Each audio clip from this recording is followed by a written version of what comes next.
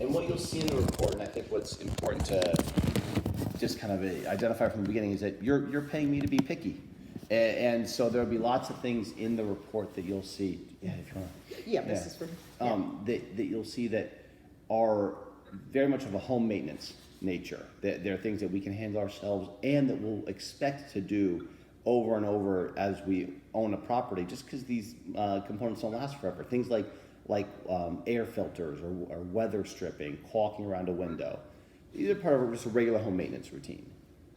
And so a lot of what we are seeing here today falls very much into that category, where it's normal home maintenance that we expect to do throughout the course of ownership of a property. Does that make sense? Okay. Okay, perfect. Yeah. So when I conduct any of my inspections, I start by going around the exterior, and I stay in a very set routine, going first from the exterior, then through the major systems, then through the interior. And so you'll see notes about all of that in the report. You'll see things noted primarily by level of concern.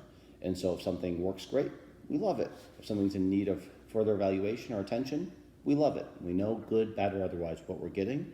And the level of concern that we have will be noted in the report. So if something is an area that we just want to keep an eye on, just want to monitor it, that'll be identified. Okay. If it's something that's a potential safety concern, that'll be identified. Right? So it's all delineated in the report. Along the exterior of the property, the concern we always have on any property on the outside is keeping water out. We want to keep water out. We want to keep animals out. After that, we're getting into aesthetics pretty quickly. You've got a call coming in there. nope, that's Okay, okay. We'll ignore perfect. it. Sorry. So on the outside of the property, Denise and I did notice that there were some areas of ponding where there's standing water along the yard. We've had a lot of rain over the last 12 hours, so it's a Paul, great. you're coming in and out. I'm getting like every other word. Oh. I just heard there's standing water outside the building. Yep. Yes, and with the rain that we've had over the last 12 hours, that's not surprising at all. What we want to make sure we're doing is keeping the grading, which is just the dirt against the house, angled away from the foundation so that water will drain away from the property. And then areas where we're less likely to have a lot of sunlight, maybe planting some low light plants, something to absorb moisture. I'm primarily thinking the rear right side of the property where there's overhanging trees there. And we just want to make sure we're able to soak up all that water. Okay. Around the trim on the outside, there are some areas where we just need to re-caulk to fill in wherever two materials or two planes meet, where there's water involved. So on the exterior, on the kitchens, and in our bathrooms, we just want to make sure that wherever we have two planes, two materials meeting, we're sealing those areas so that water's not working its way back behind there. A good example of that is on the front porch, on the right-hand side where the siding meets the concrete. There's a little gap there, and we can actually see some of the wood framing poking through behind it. So we want to seal that up so water's not getting in there, deteriorating the wood. Okay. On the roofing, there are two flashing penetrations where it appears that when they installed the cover around the vent pipe, that they over tightened it, and so we've got a little bit of lifting on that cover. That's not a concern in and of itself, but if we start to see exacerbation of that, we'll want to have it repaired. And that repair can be, it's a little piece of rubber. I mean, they cost, $10, $15 a pop. So it'd be a replacement more likely than a repair. Have you had a masonry chimney before, Verna, at any of your previous residences? Yes. Okay, so I may be telling you things you already know, but that's okay. I'll for the sake of potentially repeating myself, on any masonry chimney, we've got a chimney cap at the top of it. A Portland cement pour allows water to drain off the top. About every decade, we'll need to have a re-poured, and we're probably in the second half of the service life of the last chimney cap. So I would imagine over the next 5 years, sometimes we'll need to have that re-poured. Probably $700-800, and again, we'll do it about once a decade. Okay. Good. Just so you know, I'm scrolling through my notes here with the photos I took during the inspection. Something that's not necessarily part of the inspection, the strict scope of it, but I did notice it and just wanted to note it for you. There is some damage to the fencing, especially going down along the driveway side. Yes. Just so you're aware of it. Not technically part of what we're inspecting, but since we weren't here together, I want to make sure I just took the note for you. Yeah, I noticed that too. Now, I did, just to stick on that train of thought for a second, I did notice that we've got the metal chain link fence and the wooden fence outside of it. It's tough to say always who owns which fence when there are two right next to each other like that, but generally, the owner of the fence will see the framing, the kind of the cross bracing for the fencing, and since it is visible on our side of that fence, I'm noting the fence as though it is your property. But Okay. I would talk to the neighbors first, just because since there are the two rows there, that may not be applicable in this situation. It may be a little different. Okay. The gutters in the front of the house and then on the rear garage are both filled with debris. I would recommend having those cleaned and cleared. The house is low enough if you're a do-it-yourselfer, a step ladder would be more than adequate to be able to reach up and clear them out. Usually I'll see gutter cleaning companies charge $80, $100 to do a property like this. Maybe even a little less.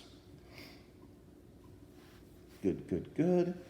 It's interesting, sticking on the rear garage for a little bit, it's interesting to notice that they have run a number of utilities out to there, including actually it looks like there's a drain line on the left side, but then it looks like potential water and gas lines as well running to there. So there may be actually more opportunity for use of that space than as just a kind of a big shell of a garage.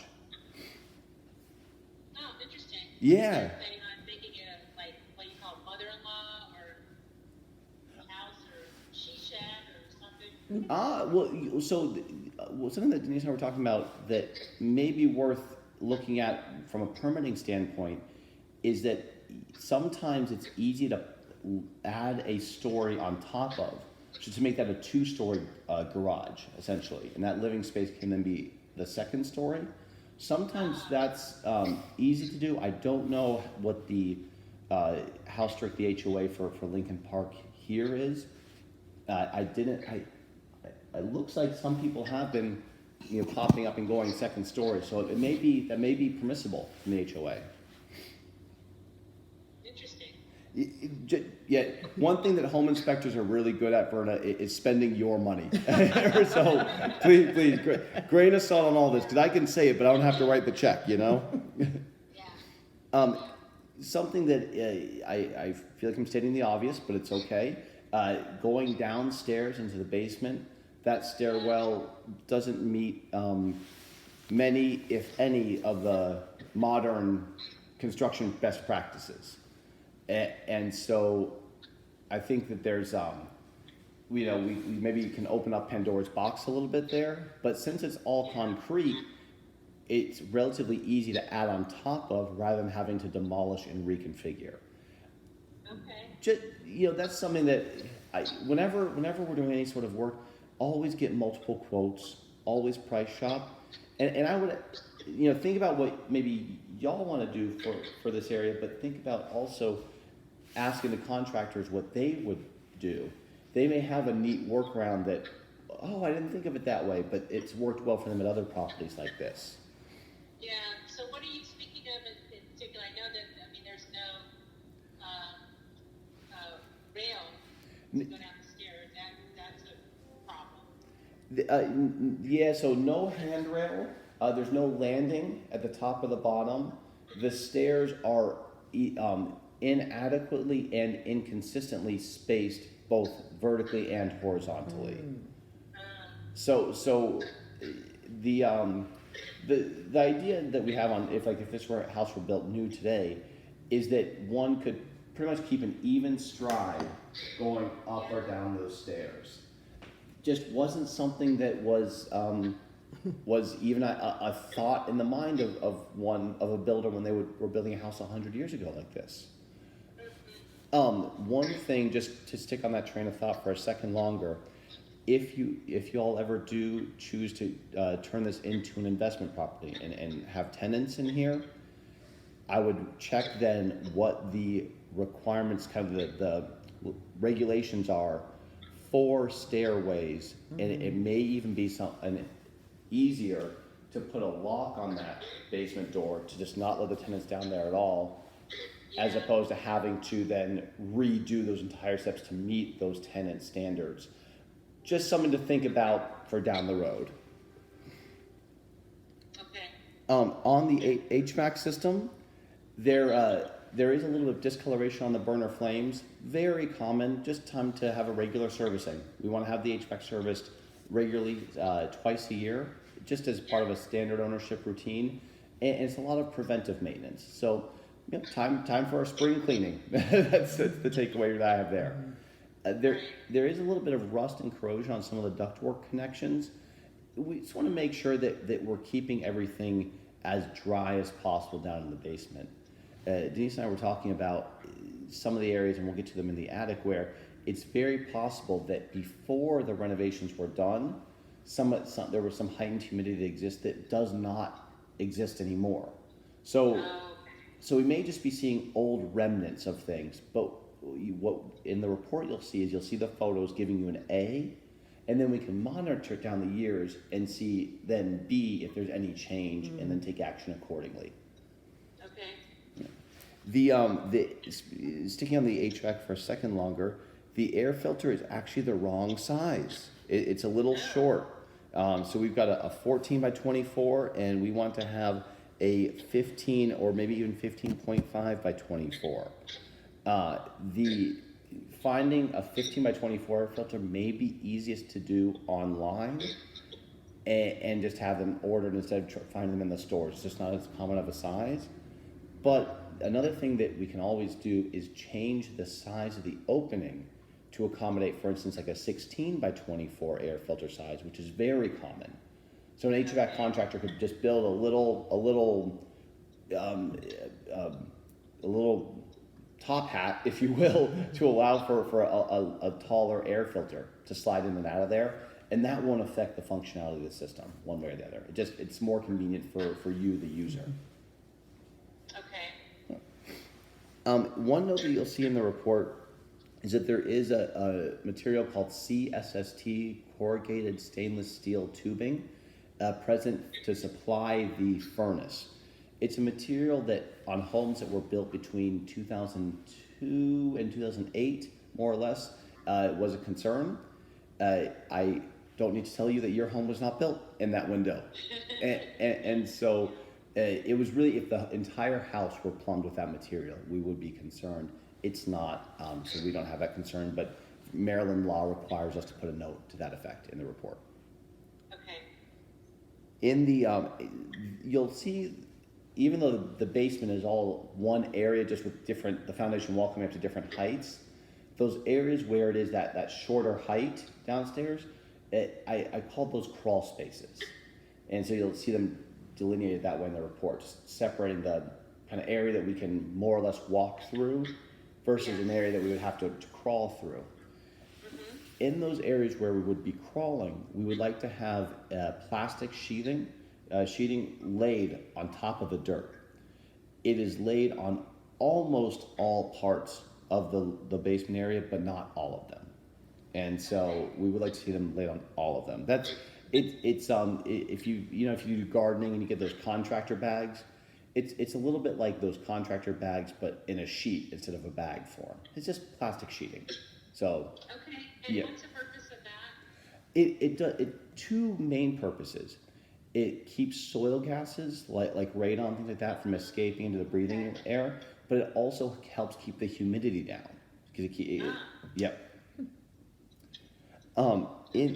In the we're coming upstairs onto the main level now.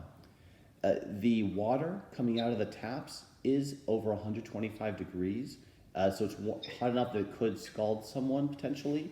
We always like to keep it below that 125 threshold, but that's often for elderly folks, young children. You know, I've got my godson going. I'm going to use the bathroom by myself and wash my hands. I don't want to hear that scream from scalding hot water afterwards, right? It's so for you know, for us it may not be as concerning, but that's where our mind goes. Is again, yeah, the young children, folks that may not be able to adjust the temperature as quickly. In the front bedroom, one of the bathroom vanity drawers is not properly set in its rails, and so it doesn't open all the way. Small little thing, but that would be frustrating to me. So I wanted to make sure I made you aware of it. You'll see it in the report, just a little photo where kind of both of the drawers opening as far as they are able to. Okay. Should generally a simple little adjustment item. Yeah. In the fireplace in the living room, and coming back to the masonry chimney, we always want to make sure if we're using the fireplace that we have it serviced annually by a fireplace professional, and that's often just cleaning it. Now, if you're not using the fireplace at all, I would have it done, you know, just once when you move in so you know it's clean, and then if you start using it, then we could start maintaining it more regularly. Okay. Most folks get their chimneys cleaned in September, October, probably about $130. You can also do it June, July, the dead of summer, and often get a better rate. Okay.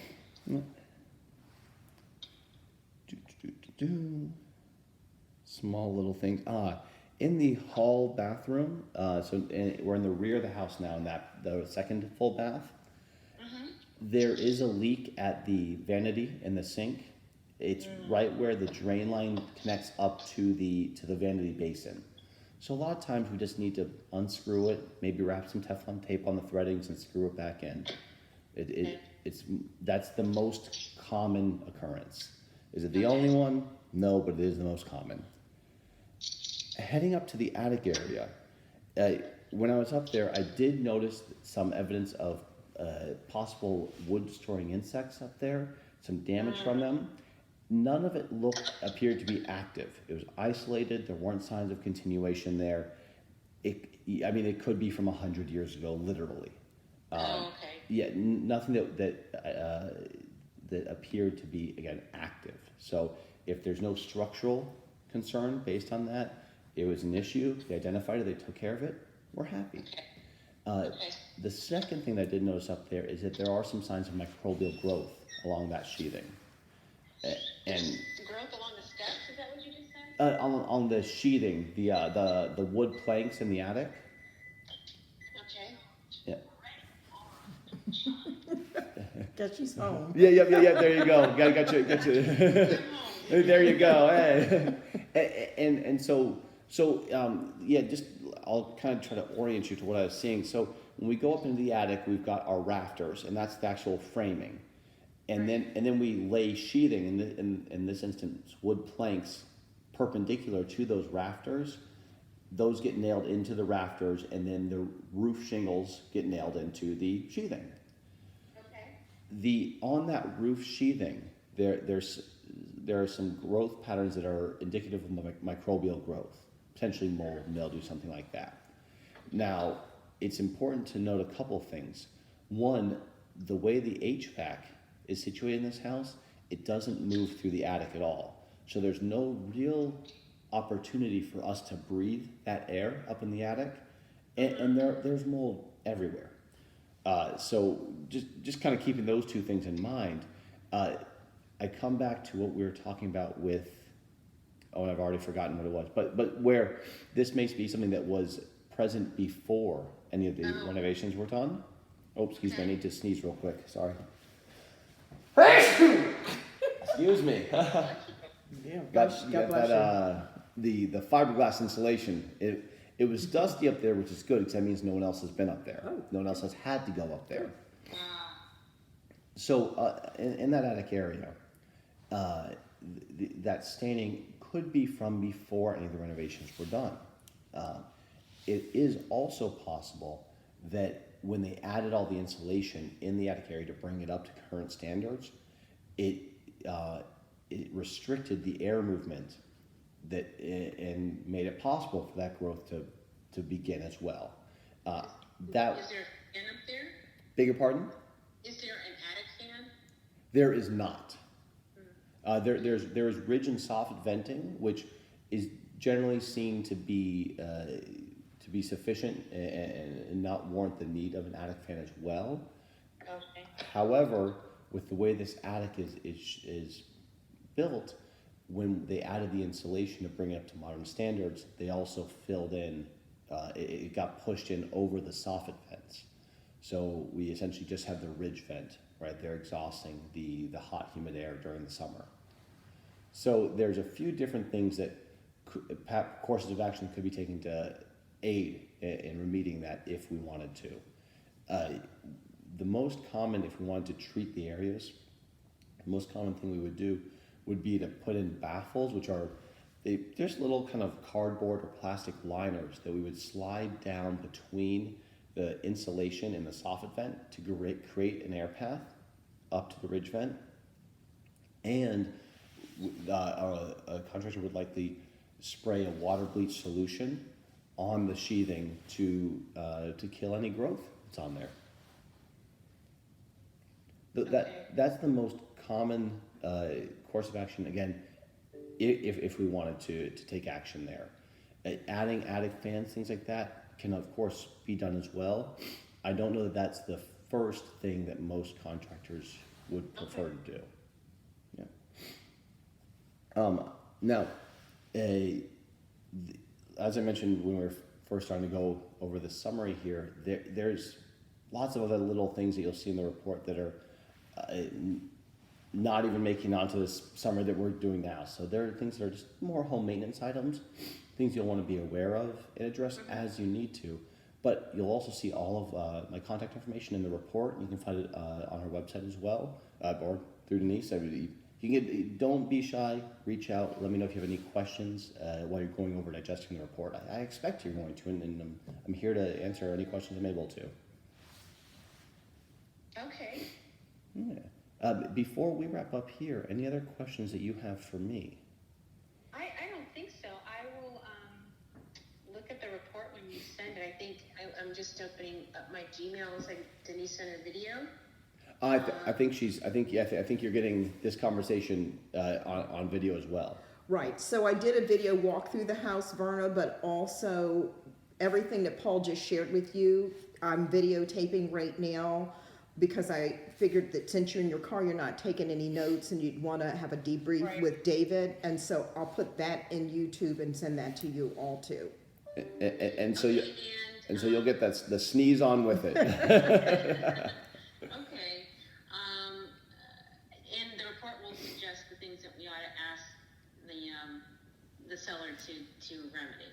Not necessarily. What the report's telling you is, from my point of view, good, bad, or otherwise, here's the condition of the property. And now with Denise, We'll work through what to ask the seller. Exactly. Yeah, I'm really good at telling you how something works, whether or not it's working safely. Denise is the expert about what to do with that information. So she's your best advocate going forward. I'm here to evaluate the condition as it is right now. Okay. Yep. All right. So there may be things on there that are not concerning at all right now. You just need to keep an eye on. There may be things that we do want to take action on right now, and that's a conversation that you guys will have with Denise afterwards, after you go over the inspection report. Okay. All right. Thank you. That's helpful. Yeah, of course. And just to reiterate it one more time, I expect you'll have questions. Please don't be shy about reaching out. Okay. All right. You're welcome. No, you're welcome, Verna. And the report should be to you in probably, I'd imagine, by about 2 o'clock, if not before. Okay. Wonderful. All right. Thanks so All much. right, thank you. I'll call you after I wrap up here, Verna, okay? Okay. Thank all you. right. I appreciate you. Bye-bye. All right. Yeah, that